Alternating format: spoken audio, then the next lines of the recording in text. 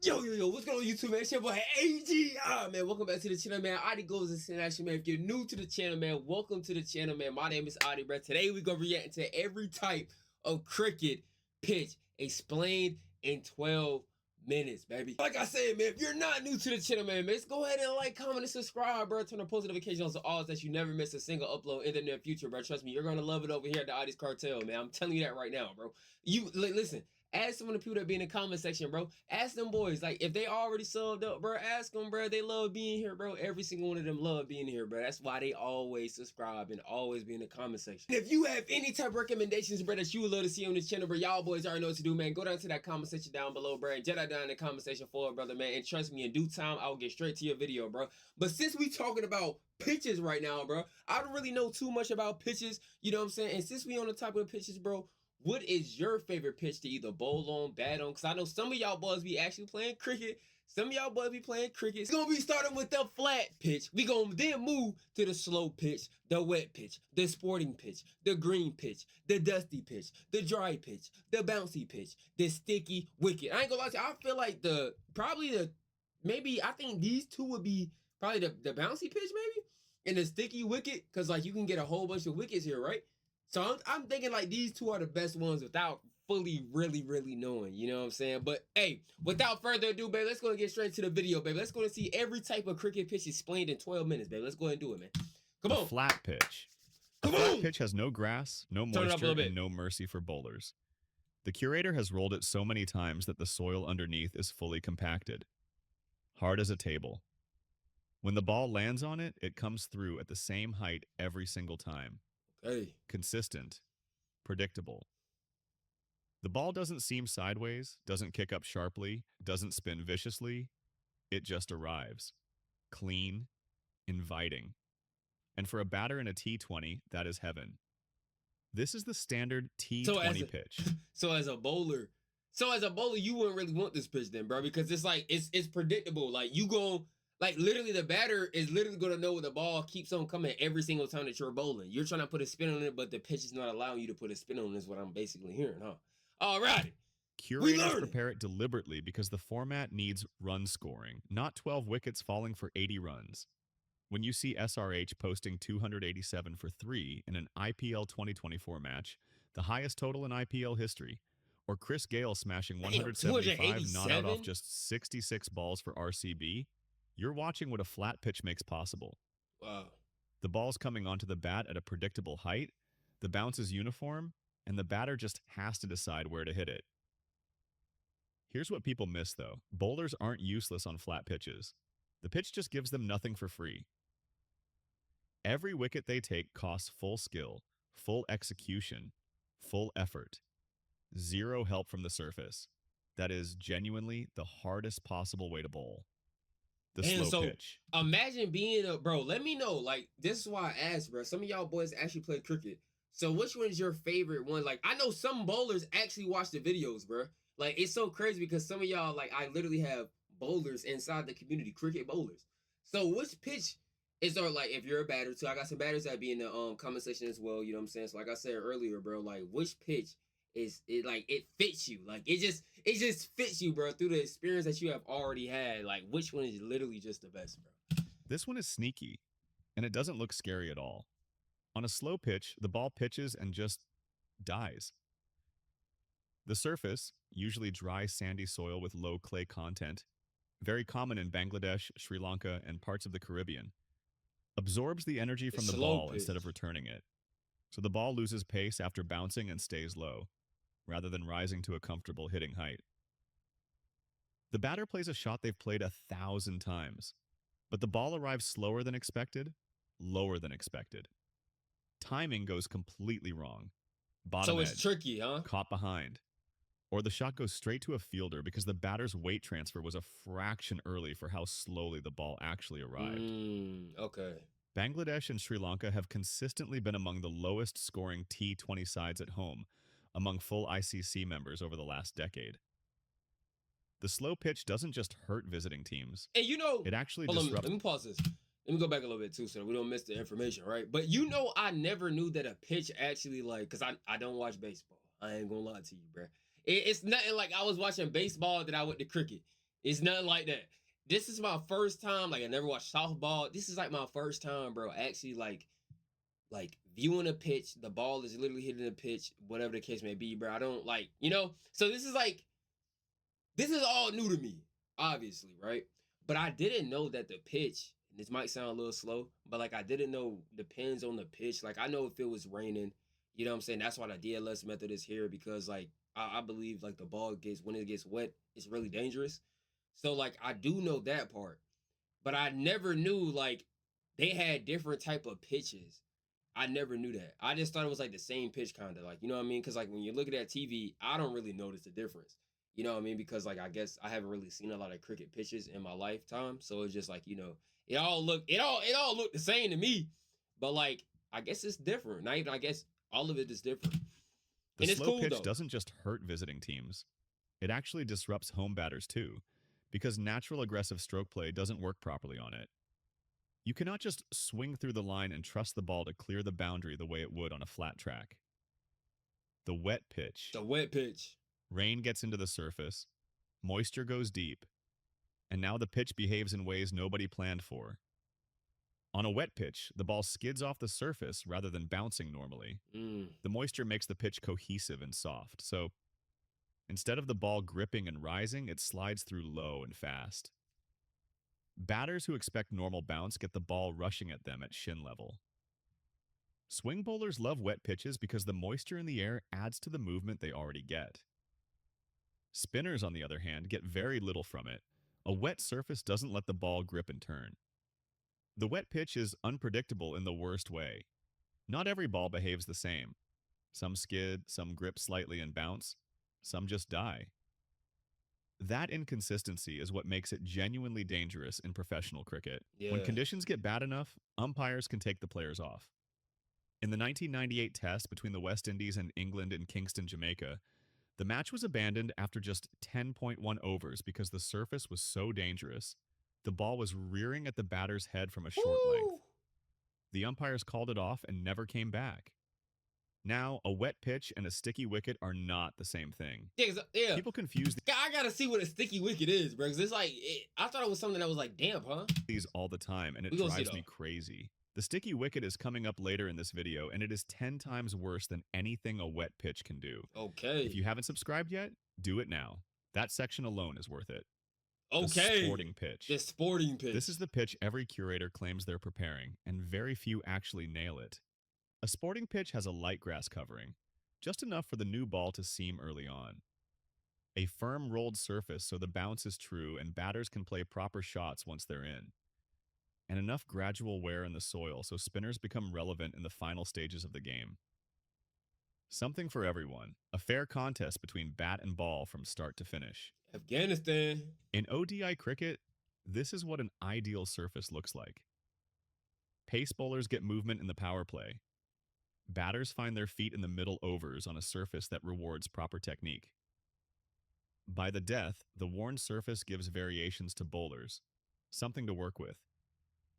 Scores of 280 to 310 in the first innings. God damn. Competitive, but absolutely chaseable. Damn, though. Like in Test 300? cricket, a sporting pitch is what produces 5 full days of competitive cricket.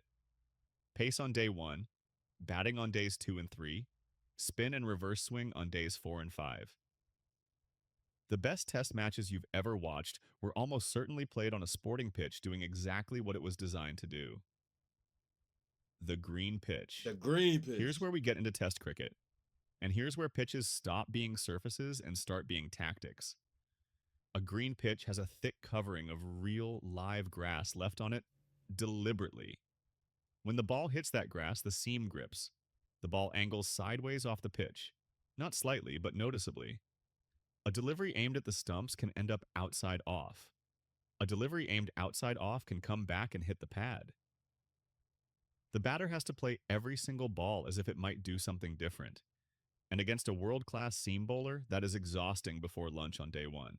England and New Zealand produce the most reliable... All of these pitches, bro, is like... Well, I ain't gonna say all of them, because some of them are like kind of like straightforward, but some of them are like real tricky as a batter to like really know where the ball is coming. Like, I didn't even know they had a slow pitch, bro. A slow pitch sounds insane to me, bro. Like, a slow pitch... Like it starts out like, okay, say you got fastball, boom, he bowls the ball, and then like thanks to the pitch, it slows down and mid like it's literally slowing down as it's being bowled towards the batter. But it's kind of cool in a way because it's like it's kind of unique because it's like I don't know, bro. Like that's kind of cool to me though. You know what I'm saying? Like each pitch has its own like I guess pros and cons. You know what I mean? Reliable green pitches because of their climates. Cool, damp, overcast. Keep grass thick naturally. Lord's Cricket Ground is the most iconic green pitch venue in the world. I forgot where this is. That famous 2.5-meter slope running across the entire ground, the English cloud cover, and the moisture in the surface all combine to create conditions where seam bowling becomes genuinely menacing. James Anderson took 704 wickets across his entire Test career. He became the first pace bowler in history to take 100 wickets at a single venue, at Lord's. That is insane. Because on a green pitch, the right seam bowler isn't just good. They're almost unplayable. The dusty pitch. The dusty pitch. The dusty pitch is the spin bowler's green pitch. Different surface, exact same intention. Use what's under the player's feet to make one type of bowling dominant. Black cotton soil, used widely across India and Sri Lanka, breaks down under rolling and intense heat. The surface becomes dry and crumbly. Rough patches develop.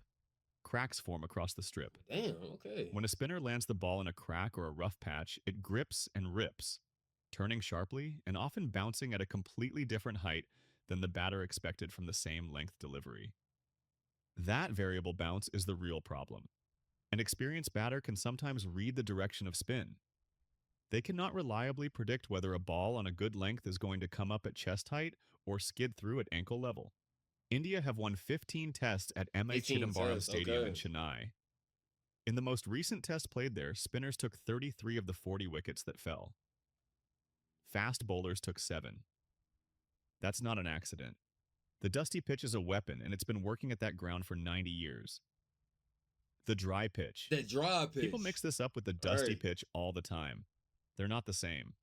A dry pitch is baked solid, not crumbly. Cracks develop across the surface over time. Bro, so as a bowler, like when it comes down to the dry pitch and the dusty pitch, bro, like when you just aim for cracks. Well, I ain't gonna say every single time because like then it's kind of like predictable, but at the same time, it's like if you aim for a crack, knowing it's gonna curve, the batter don't even know which way it's gonna curve. But I guess if they read it, depends on the batter. But like, wouldn't you sometimes aim for the cracks though? And crucially, the surface is abrasive. It roughens the ball rapidly as it scrapes across the hard ground over and over. One side of the ball gets roughed up from the pitch. The fielding team polishes the other side by hand. Once that contrast is established, the ball starts reversing, swinging in the opposite direction to normal swing. And on a dry, abrasive pitch, that reverse swing arrives much earlier in the innings because the ball wears down faster. Pakistan are historically the masters of the dry pitch. Wasim Akram and Waqar Younis terrorized batting lineups on the dry, hard surfaces of Karachi and Lahore. The dry pitch doesn't give them early seam movement the way England gets on a green pitch. It gives them something in the second innings with an old ball that requires completely different technique to handle, and that most teams simply never figure out in time. Oh my The bouncy pitch. Bro, who was that? Wait, who was that? Over 50% clay content in the soil means the surface compresses hard, dries firm, and springs the ball back up with real energy. The Waka in Perth is widely considered the fastest pitch in the world. A delivery that lands on a good length and arrives at hip height anywhere else in the world comes at you at chest height at the Waka, sometimes higher. The bounce is steep, consistent, and relentless. The ball doesn't deviate much sideways, but it keeps getting up into your body from a length that your brain tells you is safe. That's the trap. By the time you realize the length was shorter than normal, the ball is already in your gloves. Curtly Ambrose took 7 wickets for just 1 run in a single spell at the Waka. I can see how the way it bounces Curtly though. Like, Ambrose took 7 wickets for just 1 right run back up in a single spell at the Waka in 1993. Kind of cool though. 7 wickets, 1 run. That's a bouncy pitch plus a great fast bowler operating at the absolute peak of his powers. The afternoon Fremantle Doctor, the sea breeze that rolls across Perth every day, adds swing on top of the pace and bounce already there. Batters who grew up on slow subcontinental surfaces find it genuinely threatening the first time they face it. The adjustment isn't about technique alone. It's about trust. learning to let the ball come onto you rather than reaching for it early. Yeah, no, that's a fact. Because it's like you gotta go with your gut, bro. It's literally you gotta go off like I guess like intuition in your gut. Because you can possibly swing too early, and then they say, you know, you cooked. You know what I mean? Like you could be out of here. Or you could kind of swing too late and get it kind of in the air, and they say no get caught, still a wicket. So it's like The sticky wicket. Sticky wicket. And finally, all right. the one that barely exists in professional cricket anymore, but that shaped the entire history of the game. A sticky wicket happens when a pitch gets completely soaked by rain. Wait, hold on. He said it don't really exist like come that. onto you rather than reaching for it early. The sticky wicket. And finally, the one that barely exists in professional cricket anymore, but that shaped the entire history of the game. A sticky wicket happens when a pitch gets completely soaked by rain and then dries rapidly under hot sun.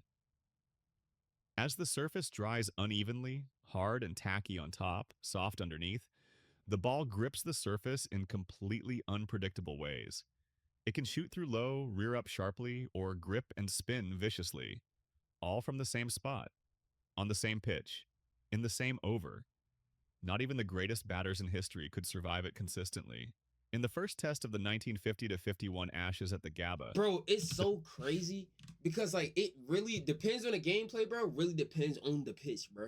Like, it really depends on the pitch. So, now I think I see what people be saying. Like, it depends on, like, the pitch that they are playing on. Because anything can happen, bro. Like I said before early in this video, bro. I thought, bro, I'm gonna be honest, bro. I thought that, like, all the pitches were like the same. It was like maybe like 2 or 3 variations, bro. There's like a whole bunch of variations in between each pitch. Like I said, I feel like they got their pros and their cons. Depends on who's going, like, well, who's bowling and who's batting.